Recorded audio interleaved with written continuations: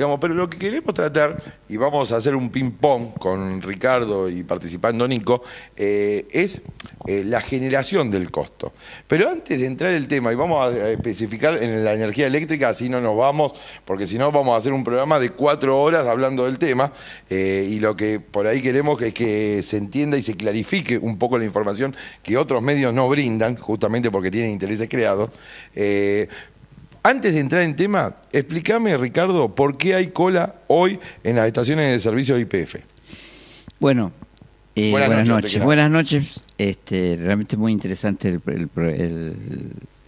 la parte anterior, como explicó con mucha síntesis, toda una problemática muy compleja, realmente muy bien, muy explicado.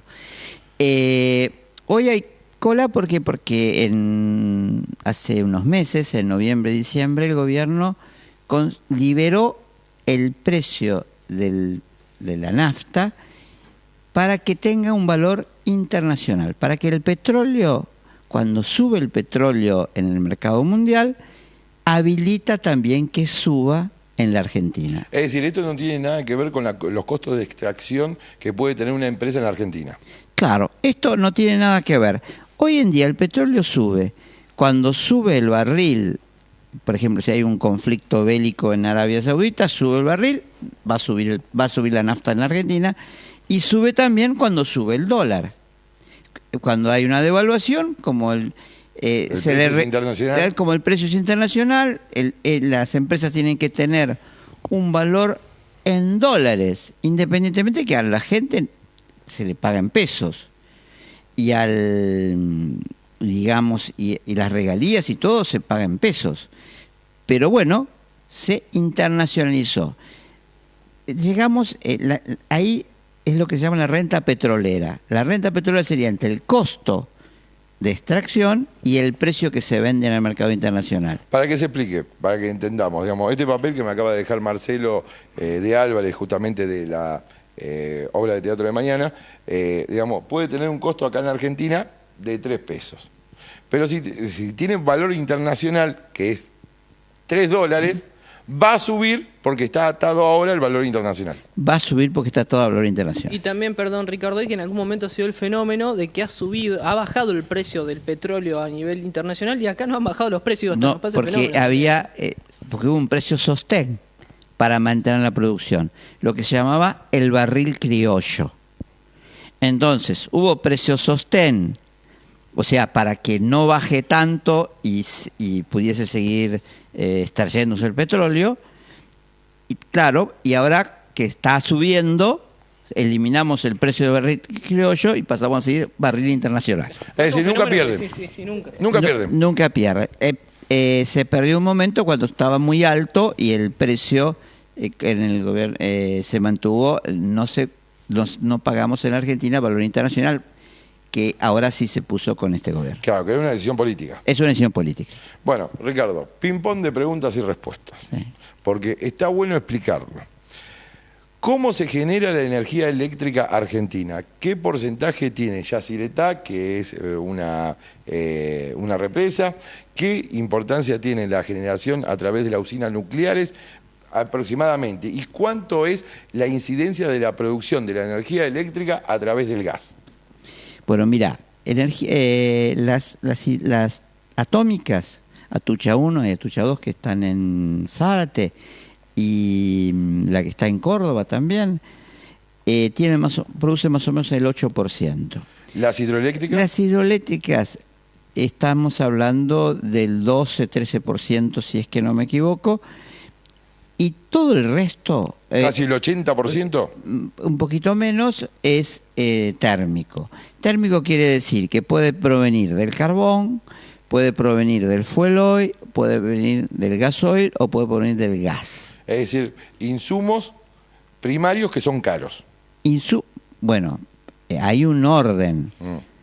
El gasoil que se usa cuando no hay gas es el gasoil correspondiente a los aviones, que es el JP1, que es el más caro porque las turbinas son muy perfectas y entonces es muy caro, normalmente un 50-60% más caro que el gas importado. ¿El gas es lo que principalmente genera energía en la Argentina? El 41% de nuestra energía está generado por gas. ¿El carbón?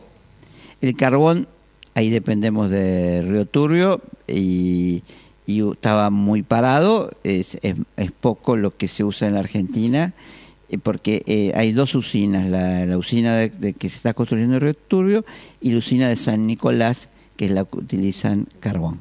¿El carbón es más barato que el gas?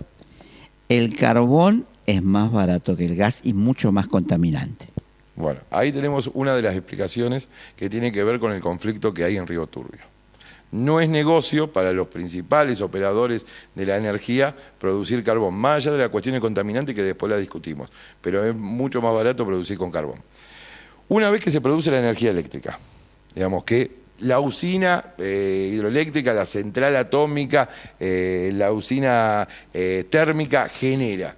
¿Cómo se transporta ese...? Bueno, se transporta con los... acá tenemos en la ruta 23 unas líneas de alta tensión que vienen de Yacyretá y que atraviesan y que no deberían estar... también cruzan todo el partido y no deberían estar las casas debajo porque eso es un efecto muy nocivo para los embarazos y para algunas de los bebés, las energías electromagnéticas que tienen las energías de alta tensión. ¿Quién administra esas? Transener es una empresa mixta que parte tiene Petrobras, parte la tiene el Estado Nacional, tenía Electroingeniería que vendió la parte y hubo una discusión fuerte en el gobierno porque quieren vender el 50% de Transener porque consideran que no es una actividad importante. Transener es rentable, es eficiente, pero consideran que pese a ser una actividad central, porque si hay un problema en Transener, no llega la energía, no se distribuye la energía, el Estado no tiene que ocupar ese rol. Los que pensamos que el Estado tiene un rol importante en un tema central para el país, para su desarrollo como es la energía, pensamos que sí tiene que existir, tiene que haber una participación estatal en el tema. La distribución de la energía eléctrica viene a plantas, digamos, que son las que administran... Y por ejemplo en La Reja... Claro, que se prendió fuego hace... La Reja en Storni... Cuartel Quinto, claro, también. El Cuartel Quinto. Y esto es lo que se llama Edenor, que es la factura. Nosotros recibimos la factura de Edenor y pensamos que Edenor... es Edenor nada más, la oficina que tenemos acá, la cuadrilla que atiende los cables, no. Con la factura de Edenor pagamos una parte de transporte, que es 2-3% de la factura, y la parte de la generación, que será un 40%. La parte de la generación no tiene cargos fijos, los cargos fijos vienen todo en la parte de la distribución. Es decir, lo más caro que pagamos de la energía eléctrica es la distribución local. Bueno, Las acá redes. depende, porque si vos esto es la gran queja del interior, si vos tenés distribución en un pueblo como Mercedes o Suipacha, hay muy pocas casas y muchos cables. Si vos tenés Capital Federal, hay, digamos, muchos edificios, muchos medidores todos juntos, es mucho más barato. Por eso se decía que estaba muy subsidiada la energía de Capital Federal. Y la realidad es que el gobierno anterior subsidió toda la generación. Y era mucho más barata la distribución acá, que a su vez no tenía aumento de tarifa. Claro, se entiende. Digo, acá la diferencia entre capital y el interior de la provincia de Buenos Aires tiene que ver con los costos fijos, porque en un edificio te llegaba un solo cable, había varios medidores y lo distribuían. Acá, por ejemplo, en Moreno vos tenés muchas casas, pocos edificios y el costo de distribución es más alto. Es mucho más alto. Y mucho más alto es en Cuartel Quinto y mucho más alto es cuando a medida que te vas alejando a la zona rural. Ricardo, ahí también me queda como la duda que siempre pensamos en la boleta. Usted habló de un porcentaje hasta ahora de lo que es la distribución más la energía, que es un 50% promedio. Aproximadamente, sí. ¿El resto en qué quedaría para completar ese 100% de lo que pagamos? Tenés energía... el tema de los impuestos. Que ahora se sacaron 2 impuestos provinciales que realmente yo los había también planteado en su momento sacarlos, que eran una usina que se iba a poner en Laguna Brava, cerca de Laguna de los Padres, en Balcarce, que nunca se hizo, jamás se hizo, y otro decreto ley para pagar la usina de Piedra Buena de Bahía Blanca, que era del año 72, que ya está terminada, amortizada, pero se seguía recaudando. Entonces, el cargo que llegué a tener, porque los impuestos son una parte importantísima y no se notaban cuando era barato. Claro. Cuando era barato. Ahora, si al sacar subsidios y no se busca la eficiencia, porque el objetivo ahora vamos a es... entrar en el tema para no ir mezclando, porque si no vamos a ir... Bueno, ahora se corrigieron, esos impuestos se corrigieron. Perfecto. Hay un 6% que está en la ordenanza fiscal y tributaria en Moreno que se aplica a la tarifa eléctrica, ¿sabías?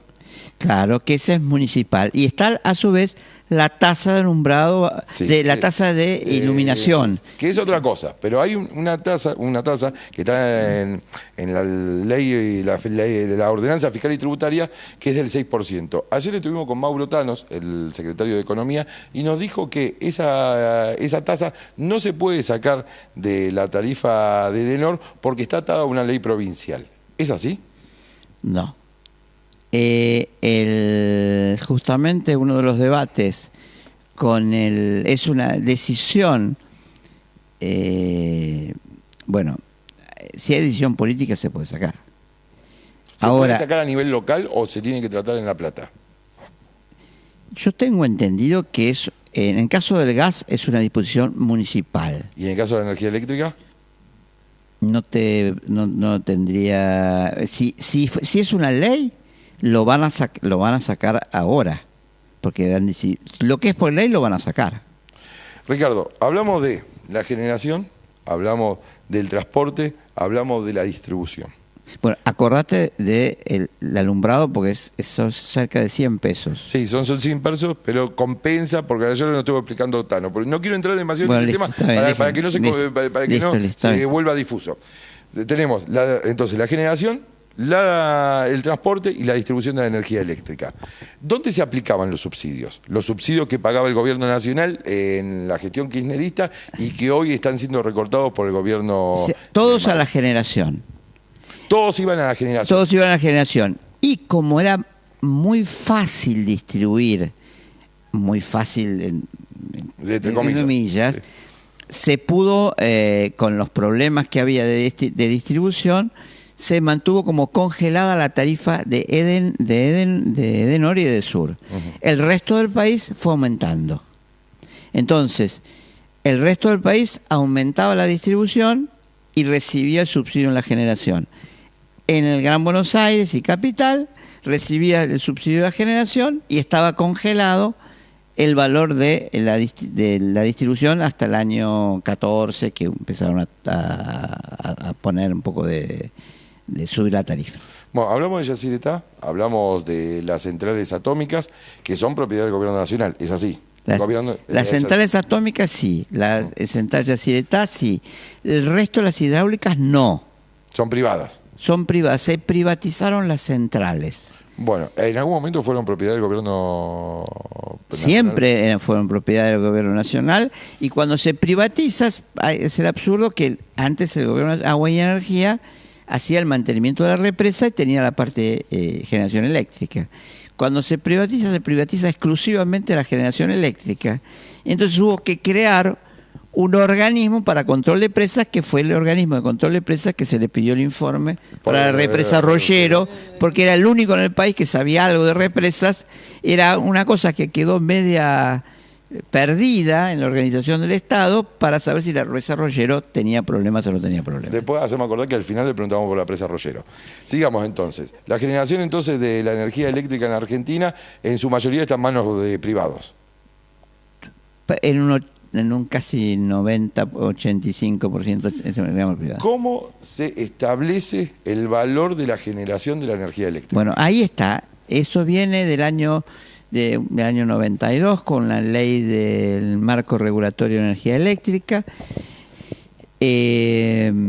donde se define que el que genera no puede ni ser transportista, ni distribuidor, ni gran usuario. Entonces el que genera nada más.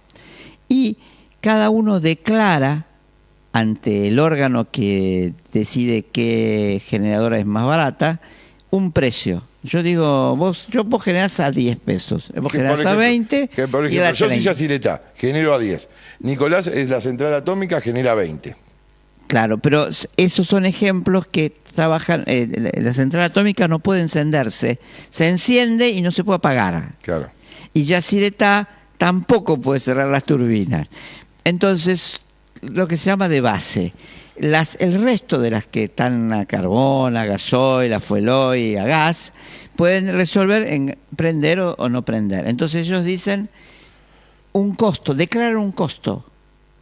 Y entonces el CAMESA, que es el órgano de control, que es un organismo 80% privado, 20% estatal, dice, yo voy largando o despachando, se llama, primero la más barata y después la más cara. Ahora, cuando yo largo la más cara, la más barata cobra lo de la más cara.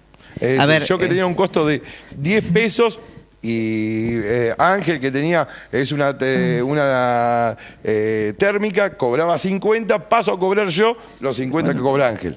Claro, se llama el concepto del costo marginal. ¿Qué negocio? No, claro, perdón, Ricardo, para que el común de los que nos está mirando, creo que lo que entendí yo, el que sería el responsable en algún punto de controlar, también es privado, digo, no tiene un porcentaje. Este es un sistema imaginado bajo el concepto de que el costo de todo el sistema es el costo de la próxima unidad eléctrica que está por entrar. A ver, cuando el ministro... vamos a explicar lo del gas. Decía que había que pagar el gas al valor del costo del gas importado. El gas importado es el 13% del total del gas del país. Es decir, solamente para el consumo de la República Argentina, lo que se consume extranjero es solamente el 13% del consumo general. No, el gas importado que viene de los barcos, que es el más caro de todo. Porque el transporte. Por el transporte, porque hay que transportarlo líquido, después hay que regasificarlo. Entonces, el concepto del costo marginal es, los usuarios tienen que pagar no el valor del gas, porque hay un valor, el gas era más barato, sino el valor del gas que venía importado en los barcos de Bahía Blanca y de Escobar, que es el costo marginal. Ese mismo concepto estaba en el tema de energía eléctrica. Ahí, cuando... y esto se tenía que organizar en un sistema donde el que generaba no transportaba ni distribuía. No tenía interés en otros sectores. No tenía interés en otros sectores, entonces y no había subsidios. Todo eso lo administraba CAMESA. Claro, estamos hablando antes del año 2003. Antes del año, bueno, era muy poquitito, empieza a subir el subsidio y a partir de 2008 llega a haber un enorme ingreso a una organización 80% privada, 20% estatal, presidida en ese momento por Barata o Devido, y subsidiada desde el Ministerio de Planificación por el propio Devido. La estructura de CAMESA estaba pensada que no había subsidio, que la plata que recaudaba la distribución de los usuarios se la pasaba al generador. Entonces, ellos administraban plata de ellos. Claro. Entonces, ¿qué control había? Era un control propio se controlaban su plata. Claro. Se controlaban su plata. Ahora, el último año, en el año 15, entraron 11.000 millones de dólares a CAMESA. De subsidio. De subsidio. Y mantenían el mismo sistema de control. Por eso, diputado del socialismo, era diputado Garrido, que fue... fiscal, sí. Hicieron una denuncia penal porque hay una auditoría general de la Nación que no dejan entrar. Cuando la auditoría general de la Nación quiso auditar a CAMESA, dado que recibía tantos subsidios, no le dejaron entrar. Ricardo, antes de seguir avanzando en ese tema, que es complejo, Edenor, que tenemos acá incidencia en la zona, el subsidio que figura en la boleta, que dice subsidio del gobierno, es a Camesa. Es a la generación vía Camesa. Perfecto. Y lo que se va achicando paulatinamente. Y lo que tiene, al no haber, el contrato de Edenor establecía que cada 5 años había una revisión tarifaria integral. ¿Cuánto invertiste? ¿Cuánto cobraste? Bueno, no hubo revisiones tarifarias integral en cerca de 10 años. Pero no se abolió la ley, no se cambió el contrato. Había subsidios, no se le permitía aumentar la tarifa, o poco, pero se les acumulaba deuda, derechos legales. Claro. Cuando cambia el gobierno, lo ejecutan. Ellos vienen a decir, además ya habían ido al Banco Mundial a reclamar, ya había habido reclamos internacionales porque eran empresas extranjeras. En el caso de Sur es la italiana es mayoritaria de la empresa de energía eléctrica italiana, l'Eni. Entonces, al no cambiarse las leyes no se cumplían porque el Estado pagaba y no dejaba aumentar. Pero no cambió las leyes. Cuando vino un gobierno muy parecido conceptualmente a la teoría de Menem, están las leyes del menemismo puras. Y entonces viene a decir, nosotros en este momento estamos pagando a Edenor lo correspondiente a lo que no cobró antes. Entonces, por eso se acumula tanto. En el gas estamos pagándole a Metrogas en 3 cuotas, la última cuota grande terminó ahora, de lo que no se pagó antes. Porque volvió a la ley. Claro, porque no cambiaron la ley nunca. No cambiaron la ley nunca y había poder, porque ahí está el tema. Había que cambiar, estudiar, hacer una auditoría de la generación eléctrica si es realmente eficiente. ¿Es eficiente este sistema?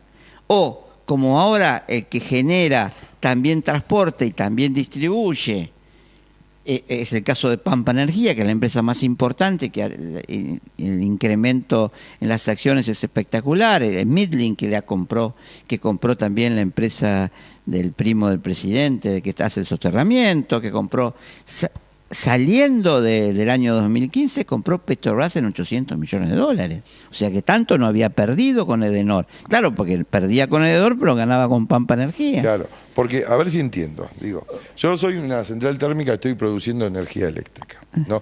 Por lo que me estás diciendo hay una carterización de... Claro, entonces, a mí en realidad generar energía eléctrica me sale 20 pesos, pero declaro que sale 100. Nadie me controla. Es una decisión tuya. El riesgo que vos corres es que otro declare menos. Sí, pero si está cartelizado, ¿qué quiere decir cartelizado? ¿Quién se va a presentar, que se ponen de acuerdo. Por eso la importancia de que cuando se hable que la política, que los diputados... Bueno, ahora vamos a entrar en eso, no te me adelanté porque le va a hacer la última pregunta esa.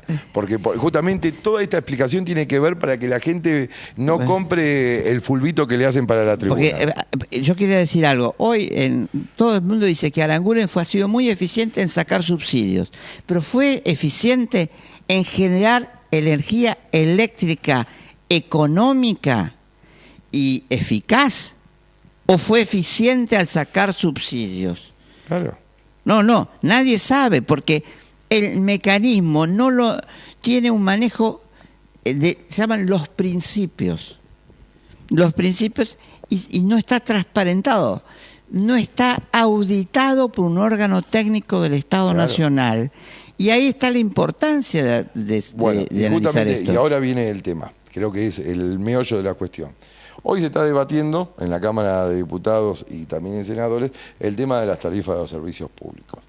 ¿Qué es lo que tendrían que hacer los diputados, nuestros representantes, nuestros legisladores con respecto a toda esta problemática que venís desarrollando? Bueno, hoy la ley que tiene, no el oficialismo, sino lo que podríamos decir el conjunto de los no oficialistas, plantea de vuelta el mismo esquema. Rompe por norma los contratos, plantea que hay que retrotraer las tarifas a noviembre. Eso le va a generar derechos a las empresas. Vamos a ir nuevamente al reclamo, y después pone que las tarifas tienen que aumentar por los salarios. Ahora, no toca, porque podría decir eso, hacemos estos 6 meses y estudiamos la eficiencia de la generación. No habla nada de la eficiencia de la generación, no habla nada de estudiar si es sensato el mecanismo que se empezó en el año 92 y que está totalmente distorsionado, porque antes eran nada más que generadores, nada más que transportistas y nada más que distribuidores. Sí, que ahora todo se une. Sumado con un universo de consumidores que era totalmente distinto en el año 92 a lo que es hoy en el año 2018. Bueno, y yo te pongo otra cosa más. Uno que estudiaba esto desde la Asociación de Consumidores, y en ese momento había convertibilidad. Entonces los pesos era mucho más fácil controlarlos, porque había convertibilidad. Entonces un contrato, yo si me decía que había gastado 1 millón de pesos en el 95 y 1 millón de pesos en el 2000, yo sabía que más o menos era 1 millón de pesos. Hoy en día me hablan que es 1 millón de pesos del año 2010 y 1 millón de pesos del año 2015, y yo no sé cuánto es ese millón de pesos. Entonces, automáticamente uno sabía que era $1 millón y $1 millón. Y entonces era lo que se llamaba el mantenimiento de la ecuación económica financiera de la empresa, que fue la famosa discusión cuando se negoció TVA y los demás. Al tener el peso tan variable, la gente ya no sabe cómo controlar. Pero lo que tiene que hacerse es ver la generación eficiente. La energía es un derecho. La obligación del gobierno es propiciar que ese derecho se cumpla. Macri tiene un profundo error conceptual cuando dice que ahora nuestro costo es similar al de Uruguay y Chile. Uruguay y Chile no tienen 1 gramo de gas ni de petróleo. ¿Para qué carajo sirve tener gas y petróleo propios si vamos a tener los costos de Uruguay y de Chile, o de Cuba, que tampoco tiene petróleo? Si el gran problema del mundo son los países que no tienen energía. Ojalá los uruguayos desearían tener el gas. Vaca muerta. Entonces, ahí eso tiene un efecto sobre los usuarios y sobre la industria. Pensá que a las pymes le ponen el 27% de IVA, la castigan con el 27%. Y al que el gobierno definió como vulnerable, que son los tarifas sociales, los sectores más vulnerables que tienen tarifa social, le cobramos el IVA del 21%, cuando, por ejemplo, el pan o la leche tienen IVA más chico. Si ya sabemos que ellos son vulnerables. Poner el IVA al 10,5%. Poner el IVA al 10,5%, por ejemplo, digo yo. Ahora, la norma de diputados, uno la leyó, la estudió, la gente del socialismo la va a aprobar, pero es como, tiene sentido si esto gana tiempo a estudiar la eficiencia. Sería un paliativo por el momento, pero tendría que pensarse el trasfondo de modificar esto. Y con lo que dice Ricardo, pensaba también esto que muchas veces instala como sentido común de que tenemos un país rico pero muy mal administrado. Podría ser esto en los recursos para producir energía, en comparación a países vecinos, como lo decía. La verdad que es muy triste que nosotros estemos pagando lo que pagamos, teniendo lo que tenemos en nuestra propia tierra, ¿no? Está un poco mal administrado. Lo que pasa es que está muy concentrado los que tienen el acceso a los hidrocarburos. Por ejemplo, son muy poquitas empresas, 4 o 5 empresas. No es YPF una empresa estatal. Una empresa estatal sería una empresa que tiene mayoría de Estado. YPF es una sociedad anónima que cotiza las acciones en Nueva York, cotiza las acciones acá en Buenos Aires, en la bolsa, y el Estado tiene una mayoría, no tiene ni siquiera el 51%. Tiene el 51% del grupo mayoritario de acciones. Pero si empieza a tener posturas distintas, o sea, defendiendo al usuario, las personas que tienen las acciones en Nueva York dicen, yo vendo y le compro a Shell. Claro. O sea, no es una empresa testigo, que debería ser una empresa testigo, es la que me da el costo cuando hubo el tema del el precio del gas, en 3 hojas, YPF dijo que el Vaca Muerta había que juntar en 3 hojas, y nada más que para esta audiencia pública, un costo de $7 o $7.50 el millón de BTU, que es una unidad térmica. Ahora, ¿esa es una evaluación, un trabajo, o es simplemente un número puesto para favorecer? Claro. Acordate que el expresidente YPF, que renunció ahora con este cambio de gobierno, se alió con un presidente de una enorme empresa petrolera como Dow Chemical para armar una sociedad para ir a Vaca Muerta. O sea, sacó los datos como presidente de YPF, terminó su gestión y va a Vaca Muerta, que debe saber dónde hay. Claro. Debe ser el que mejor sabe dónde hay. Entonces, vos tenés mucho poder concentrado en pocas manos. No hay capacidad técnica porque no está más Agua Energía, no está más YPF estatal, no hay más entidad nacional, porque el hidrocarburo ya es provincial, las empresas, si no hay capacidad en la nación, menos hay capacidad en las provincias, y entonces es como que nos llevan a las patadas. A ver, si tengo que hacer un resumen de esto que decís con respecto a el tratamiento de este proyecto de ley en la Cámara de Diputados, es patear la pelota para adelante. A ver, a los usuarios les serviría, lo van a vetar. Está pensado para vetar. Estamos acostumbrados igual, ¿eh? A ver, pero me parece que se podía haber hecho una ley en beneficio de los usuarios tratando de que se apruebe. Esta ley está pensada para que el gobierno la vete y diga que es una irresponsabilidad aprobar esta ley. Igual, Ricardo, también es difícil pensar intenciones por parte del gobierno nacional en función de quienes también de alguna manera representan a estas pocas empresas que también son las que de alguna manera perciben, muy cercanas, digamos, al gobierno actual. También hasta esta suerte tuvimos, ¿no? No se modificó nunca la ley y hoy también tenemos presentes en el propio Estado las mismas personas que estuvieron con... sí, claro, que estuvieron antes, digo, no es que no estuvieron, sí, pero ahora están presentes en el gobierno también, digo, están presentes en el visible. gobierno. Claro, ahora, el desafío para construir un proyecto alternativo es meterse con el hueso, con el cuchillo hasta el fondo del hueso. O sea, la tarifa es consecuencia de una cantidad de hechos. Hay que tratar de ayudar ahora, pero meter el cuchillo. Y además, lo que uno está planteando, bueno, auditemos la norma, es eficiente, eficaz y económica. O sea, no es una cosa del mayor sentido común. Sigue recibiendo subsidios Gamesa. Y sigue manteniendo una estructura sin control. Un control cuando era plata de ellos. Cuando es plata mía, yo hago el sistema de control mío. Yo hago mi propio sistema de control, si lo guardo, lo dejo en un cajón, lo pongo en otro lado, total. Ahora, cuando es plata del Estado, es otra decisión. Porque además yo decido sobre cosas de los otros. Ricardo, te agradezco porque me están mandando mensajes, dice que nadie explicó el tema energético como lo estás explicando vos ahora.